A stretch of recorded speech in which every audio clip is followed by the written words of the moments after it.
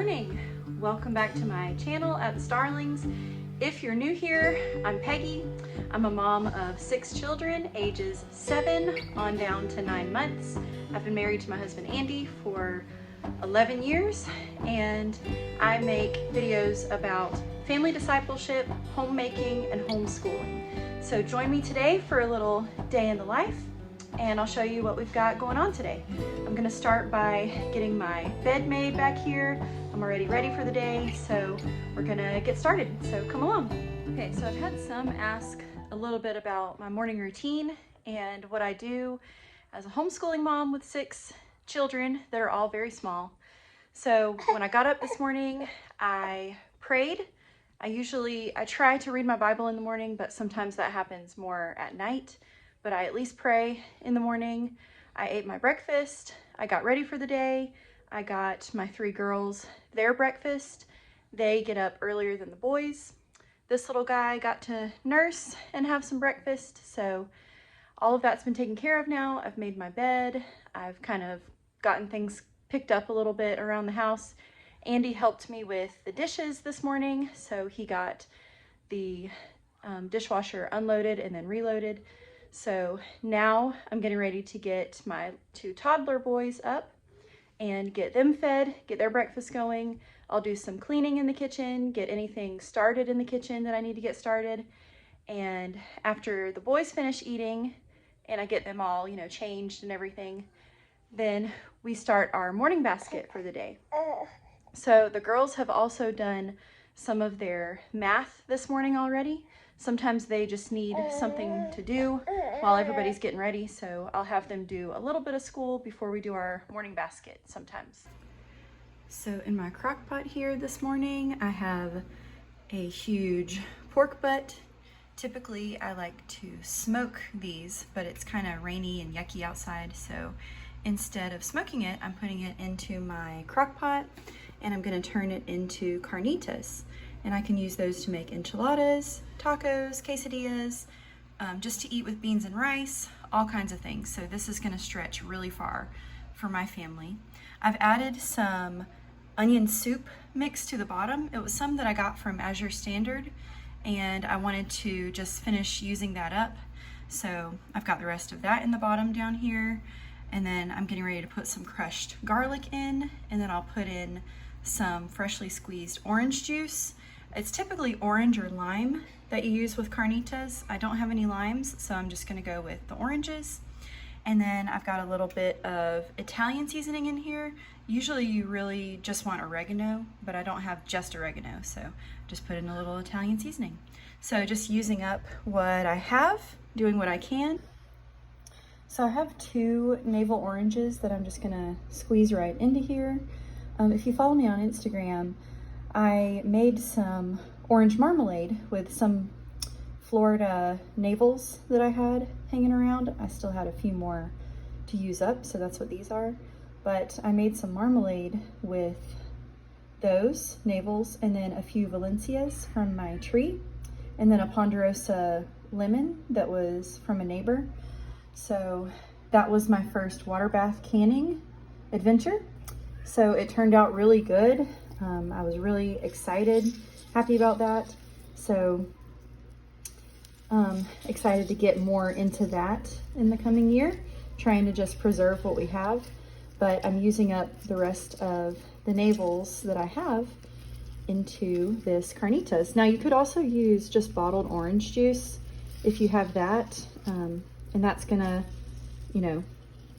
provide the same purpose, but it's gonna just give the pork such a good flavor. And then once this is done cooking, I'll put it into the oven. Like I'll spread out some of the meat into the oven for a few minutes to let it kind of crisp up a little bit. And then that's what'll really make it more like carnitas, because it'll have little crispy edges to it. So if I get a little bit of pulp in here, I'm totally fine with that. It's just gonna add lots of flavor. I used to squeeze them and then put the whole like rind of the orange in here, but I quit doing that because it just caused some bitterness into it. So I don't put that in anymore. I don't put the whole thing in anymore, but you can just squeeze the juice in and let some of the pulp drop into there, and that's totally fine. So I'm gonna finish getting these carnitas ready. All right, dinner is in the crock pot. So again, that's gonna be a whole bunch of carnitas that I can use for a lot of different meals. And then I've got some tea going here. Got some tea going here. My husband is trying to not drink sodas anymore. So I'm making some good old Southern sweet tea. And, you know, we're hoping to drink a lot more water. He is especially. So just making this tea for him to have at dinner. While these boys are eating their breakfast, I have a couple of math tests that I need to grade. So I'm gonna work on that, and then I'm gonna work on getting the kitchen all cleaned up and getting the rest of our day going. Okay, we just finished our morning basket, and I wanted to just show you these cards that we got from Tiny Theologians. We have a few sets of their cards, and I'll do a more detailed video on this, but these are the Fruits of the Spirit cards from them. So I just kind of wanted to show you what those look like.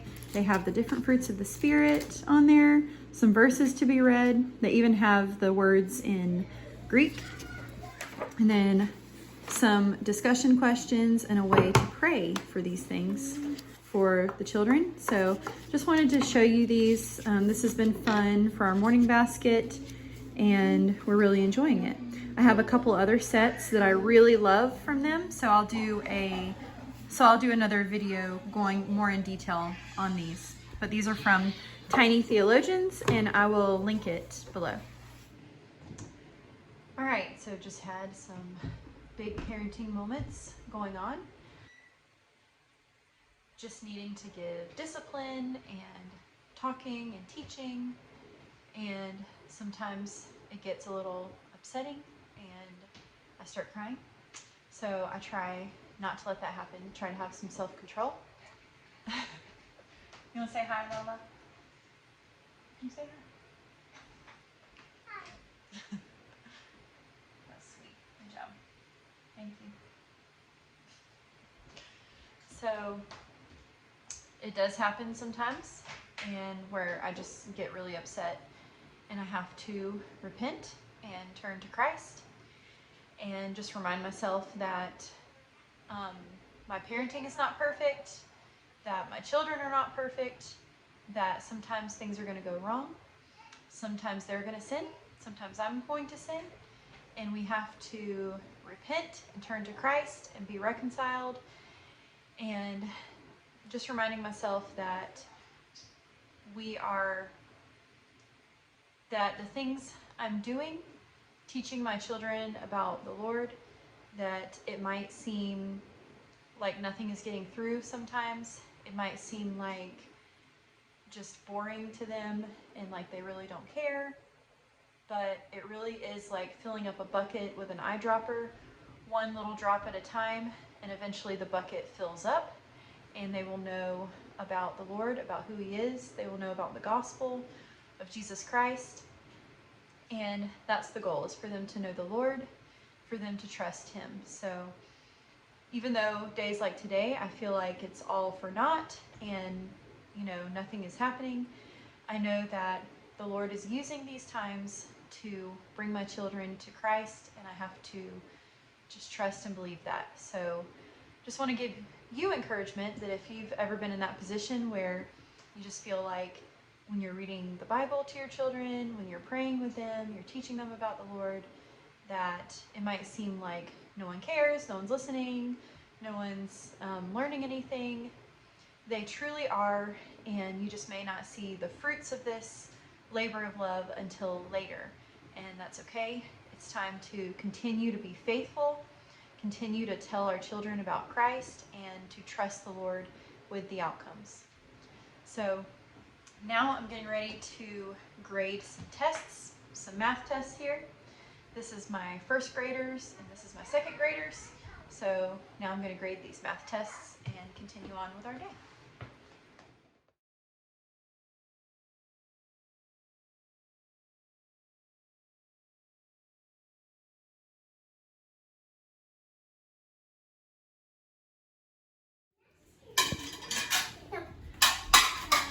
Good girls are doing some chores, getting the dishes unloaded. All right, I've called the kids in for lunch. So while I'm outside, I thought I would show you the garden really quick. Wintertime in Florida, and we're still able to grow some things. I have some chives here coming back, looking good. I'm growing some lettuces. I cannot grow lettuces in the summer. It is just too hot here. So this is my first time growing them, and it's been very successful so far. So you can see this is some romaine. Down here I have some spinach. Got a little bit of that growing. It's looking good. And then over here, this is thyme, but here I have some butter crunch lettuce. So pretty excited about that. I have a lot more seeds, so a lot of them didn't germinate, but I will probably put some more in. That way I can have like a succession crop going. And then this is my parsley that I grew from seeds that I saved last year. So this was my first seed saving endeavor that worked out really well. So pretty excited about that. And then this is basically my herb bed, but I'm just growing some lettuces in here. But this is my sage, and then this is my rosemary over here.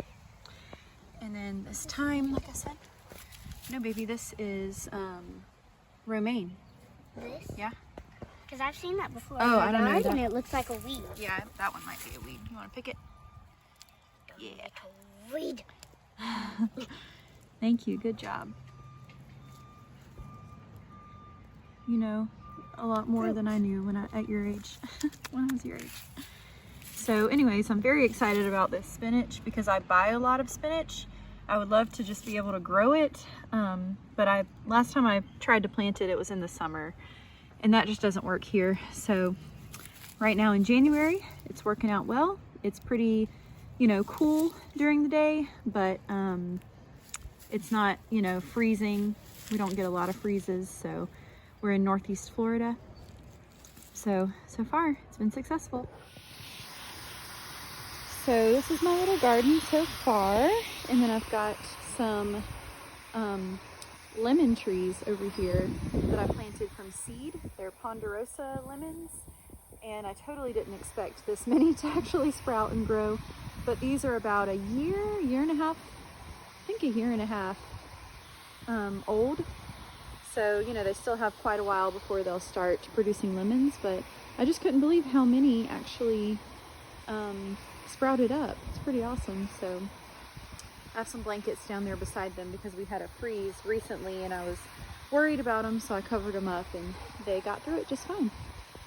So they're doing pretty well. I'm hoping to have a lemon orchard at some point. So I am a fairly new gardener. I've only done this for a few years, but I have a bed back here that I've got prepped that I'll be planting in, and then I have some new beds that I'm hoping to put in this year. But once my seeds come in, I've just made my order for my spring garden, then I'll show you all the seeds I got in case you're interested in that. That should be coming in the next few weeks, and so I'll do a separate video on that.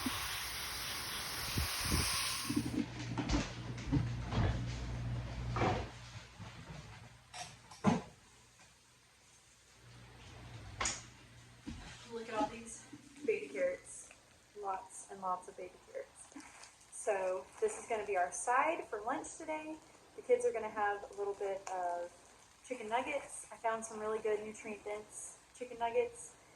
So I'm going to give them that and a side of carrots because clearly we have plenty of them and we need to go through them.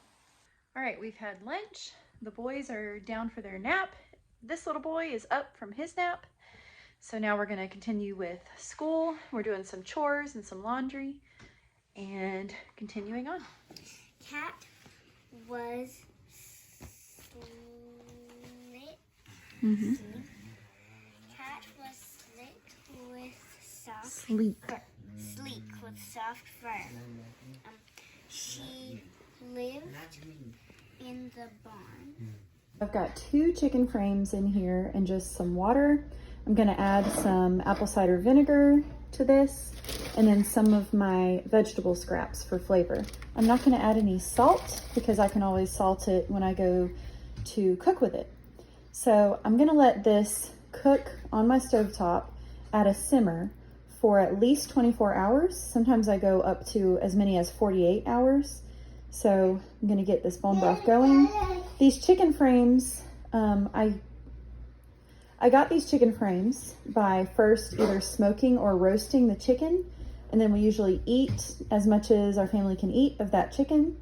And then I pick off the rest of the meat and put that in a separate bag to use for another meal, usually chicken pot pie or chicken enchiladas, things like that. And then I take the frames and either put them in the freezer if I can't make bone broth right away, or I'll put them in the refrigerator if I know I'm gonna be making some soon. So these are frozen ones that I put away for another day. So today's gonna be that day. So I'm gonna get these things put into here and just let it sit here and simmer. So while the kids are occupied right now, I'm gonna show you a coffee recipe. I'm gonna show you my everyday latte that I make. It's just an iced honey latte. So I'm gonna show you how I make that on my Breville Barista Pro. So this is the Breville Barista Pro. Andy and I got this for each other for Christmas, and we've really enjoyed it. It's been a lot of fun learning to do all the espresso things, learning to dial in the machine and change things based on the roast of coffee and different things like that. It's been a lot of fun and we're enjoying it. And it's made our coffee at home even more delicious.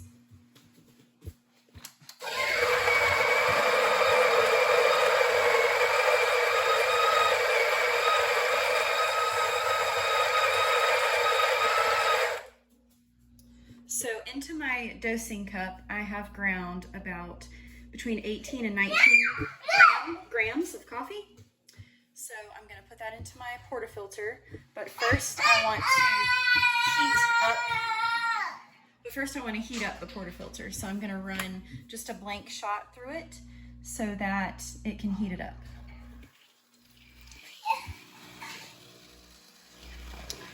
We use a local coffee from a coffee shop nearby that we really, really love. So we've stuck to that. That's what we always have in our hopper. And our grind size for that specific coffee is at a 13. Just for anyone who has one of these machines or something similar, the grind size has to change based on what kind of coffee you have in there. Okay, the portafilter is hot now, and I'm going to dry it out. I have a toddler down here playing with the dishwasher. Boy. No. Okay, so let me move you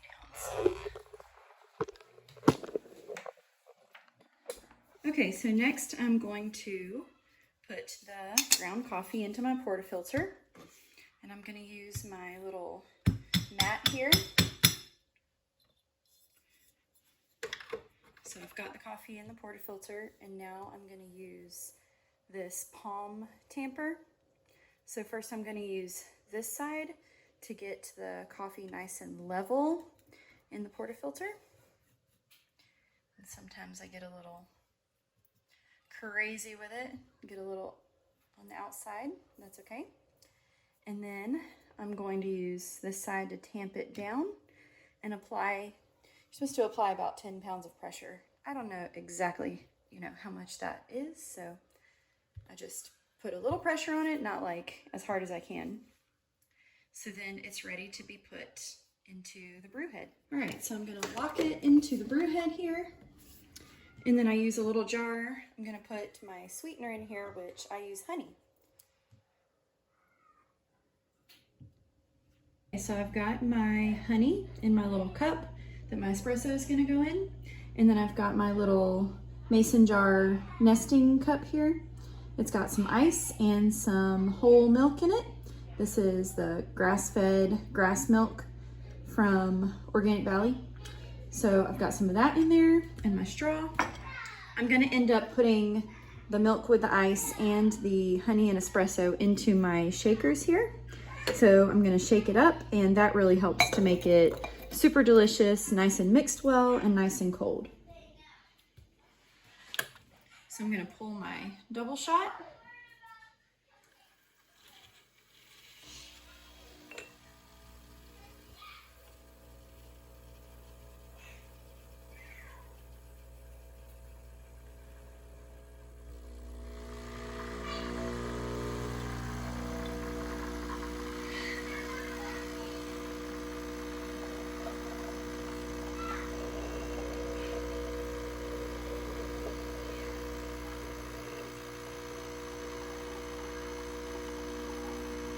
And I typically pull a 30 to 35 second shot.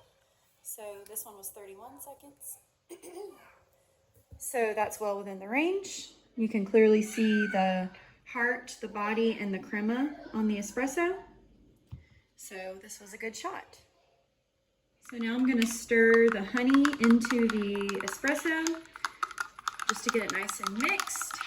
And then you want to put your espresso into the milk or water or whatever you're making within 10 seconds because it can really affect the taste. So I've got it right into my milk here, and that looks delicious. Then I'm going to pour it into my shaker here. Just like that. Got my straw over here. And then put the lid on. Sometimes there will be a little excess in there, so I'll go ahead and pour that into the cup and give it a shake.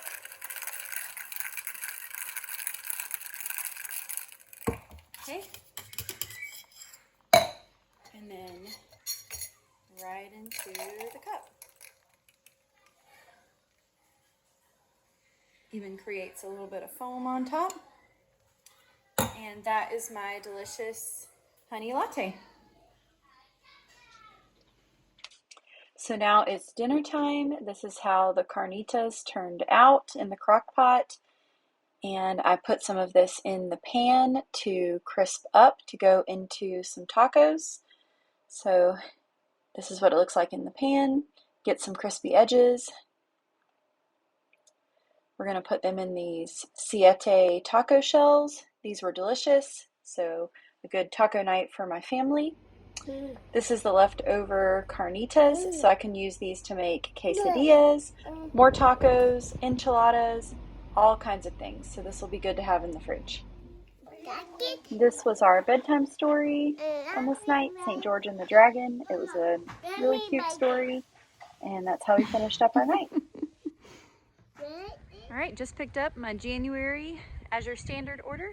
So I'll show you what I got for this month. All right, here's my little order. So I've had to make some smaller orders lately to stock up on things, just so I can afford more at one time. And our budget has just been shrinking. So times are tough out there. I'm sure everybody who's just a normal family like mine know and understand that things are getting pretty hard for all of us. So anyways, this is my order. So I got 25 pounds of organic rice. I got 25 pounds of organic unbleached all-purpose flour. I got 3 of these 2-gallon buckets and the gamma lids to go with those, just so I can put some more food storage away. I'm probably gonna put a lot of this rice into some of these, and then I have some other containers that I put rice in, smaller amounts. And then I got some of these little pickled beets to try. I love pickled beets, so I wanted to try this brand that Azure has, but I didn't realize that it's like shredded up beets. I thought it was gonna be the whole beets. So that's my fault. I just didn't read it all the way properly, but I'm sure it's still gonna be delicious, so can't wait to try that. And then I got this jarred marinara sauce. It's organic and it's from Natural Value. This is the one I've bought in the past. It's really delicious and it lasts us quite a while. We go through maybe one of these a week. So this is about, you know, maybe 3 months worth of marinara for us, and I still had a few in my pantry. So that's it. And then of course we've got the flyer for next month, for February. So I'll look through that, see what's going to be on sale, and make some more decisions about stocking up on some items for my family, for my pantry. So that's my Azure haul for January. All right, gonna try these pickled beets. Let's see how it goes. Pretty excited. Hopefully they're gonna be delicious. There we go.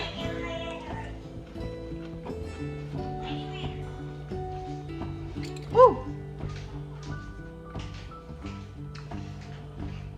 They're a little salty. Let's see. They are good though.